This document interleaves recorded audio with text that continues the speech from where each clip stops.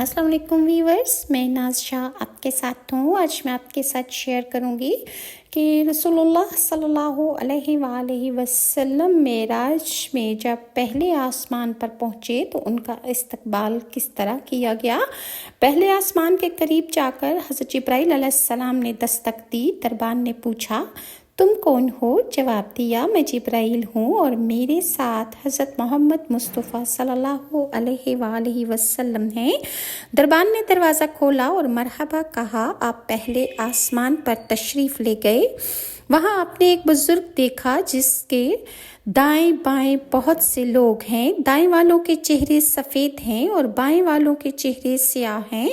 वो बुज़ुर्ग जब दाएं तरफ देखते हैं तो खुश होते हैं और जब बाएं तरफ देखते हैं तो रोते हैं। जिब्राइल अलैहिस्सलाम ने कहा, ये आपके वालिद आदम अलैहिस्सलाम हैं, इन्हें सलाम कहें। आपने सलाम कहा और आदम अलैहिस्सलाम ने मरहबा कहा और बताया कि दाएं तरफ वाले नेक लोग हैं जो जन्नत में जाएंगे, जिन्हें देखकर हज़रत आदम अलैहिस्सलाम खुश होते हैं, और बाएं तरफ वाले बद इंसान हैं कि जिन्हें देखकर हज़रत आदम अलैहिस्सलाम को तकलीफ़ होती है और वो रो पड़ते हैं। फिर जब दूसरे आसमान पर तशरीफ़ ले गए तो वहाँ भी दरवाज़ा खोला गया और वहाँ पर हज़रत याह्या अलैहिस्सलाम और हज़रत ईसा अलैहिस्सलाम से मुलाकात हुई। आपने सलाम कहा, उन्होंने मरहबा कहा।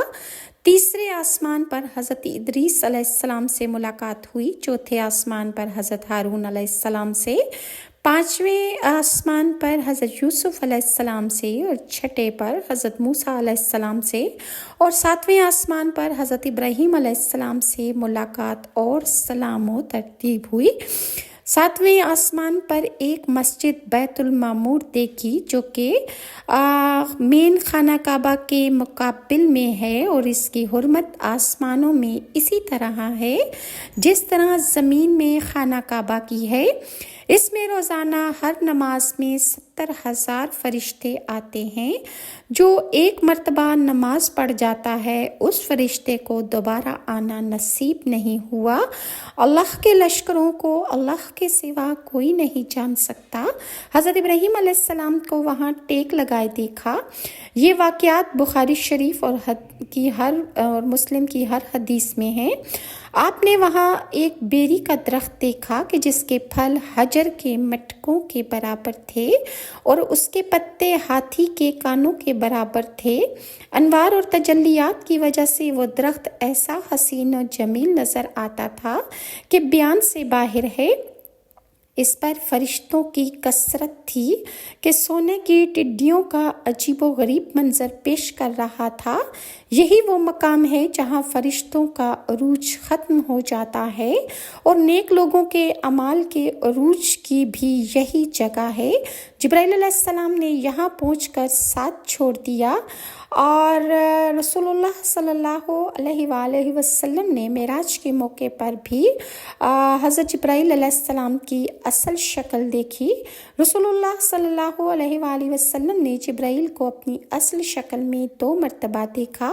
एक मरतबा गारे हिरा में और दूसरी मरतबा सिदरतुल मुंतहा पर।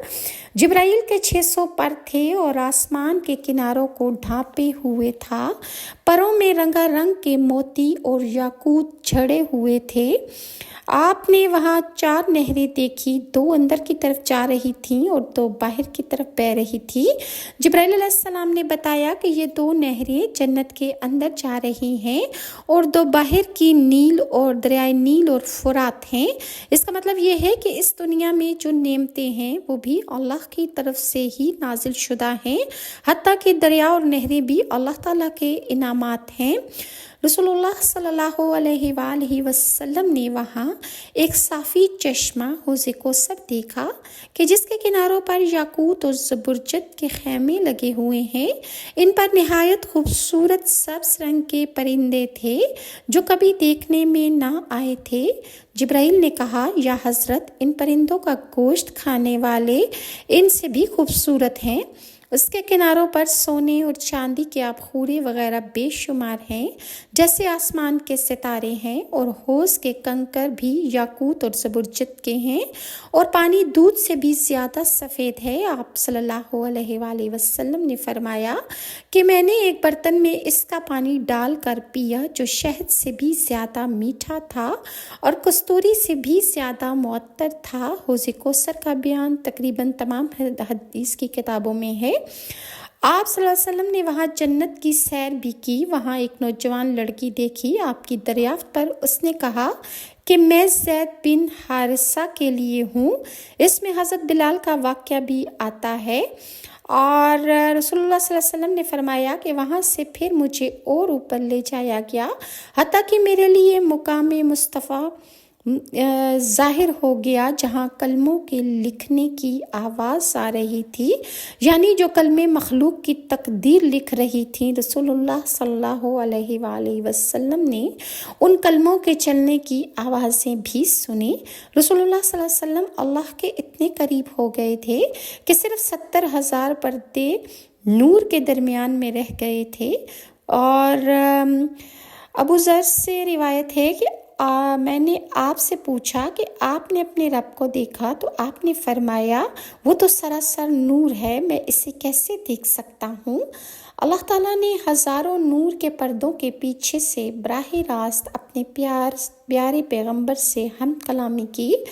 آپ نے فرمایا کہ وحی کے وقت مجھ پر بادل چھا گیا، میں نے اللہ تعالیٰ کا شکر ادا کرتے ہوئے سجدہ کیا۔ اللہ تعالیٰ کی طرف سے انعام ملا کہ اے محمد صلی اللہ علیہ وآلہ وسلم، میں نے تیرے اور تیری امت کے لیے دن رات میں 50 نمازیں مقرر کی ہیں، اور سورہ بقرہ کا آخری حصہ خاص طور پر میں نے عنایت فرمایا ہے۔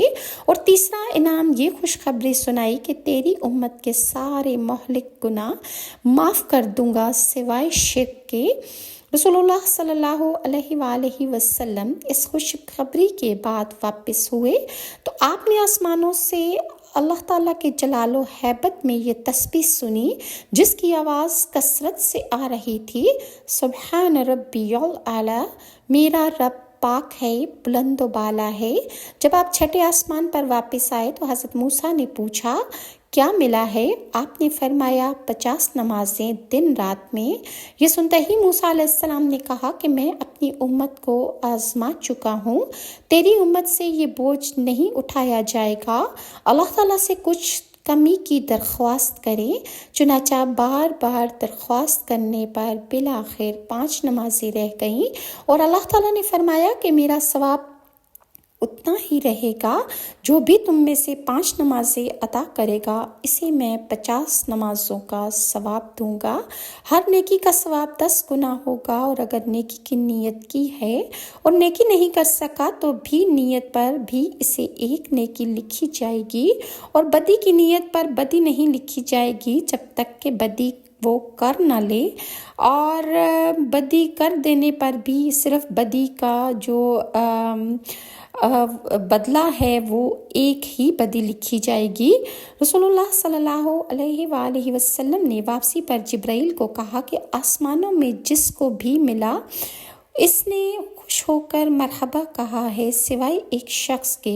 اس نے مرحبا کہا تو لیکن ہنسا نہیں، تو جبرائیل نے کہا وہ جہنم کا داروغہ ہے جس کا نام مالک ہے، جس دن سے اللہ تعالیٰ نے اسے پیدا کیا ہے وہ کبھی نہیں ہنسا، اگر ہنستا ہوتا تو آپ کو دیکھ کر ضرور ہنستا۔ واپسی پر آپ کا گزر ایک مجلس سے ہوا جس میں قیامت کا ذکر ہو رہا تھا۔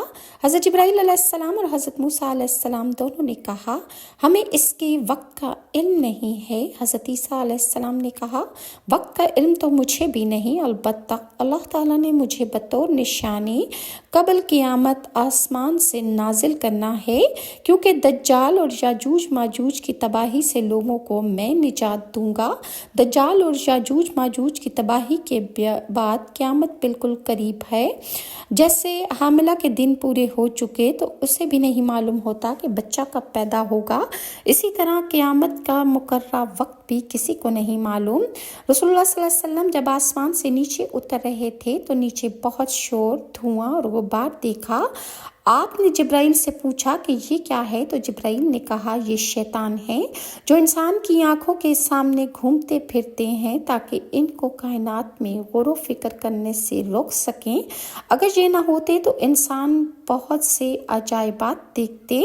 اور مزید حضور صلی اللہ علیہ وآلہ وسلم سے سب انبیاء علیہ السلام نے کیا کیا کہا، انشاءاللہ میں آپ کے ساتھ نیکسٹ ویڈیو میں شیئر کروں گی۔ اور اگر ویورز آپ کو میری ویڈیوز اچھی لگتی ہیں تو کائنڈلی لائک اور سبسکرائب ضرور کیجیے، اور نیکسٹ ویڈیو تک کے لیے ناز شاہ کو اجازت دیجیے۔ اللہ حافظ۔